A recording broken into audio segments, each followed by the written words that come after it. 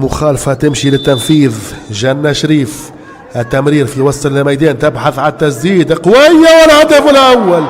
كرة مخادعة قوية من اللعبة سارة للدوفري تقريبا من الزاوية تسدد له خطيرة المنتخب المغربي قد يكون الثاني. الهدف الثاني لصالح المنتخب المغربي.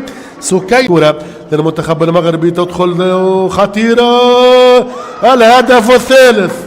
الهدف الثالث للمنتخب المغربي. الحقيقة متميزة جدا يواجه خطيرة على الدفاع المغربي. هدف تبديل الفارق. اللاعبة ضد مرماها بعد عام كرة المنتخب المغربي. أميرة كلوش تفعل بكرة التمريرة. الهدف الرابع للمنتخب المغربي.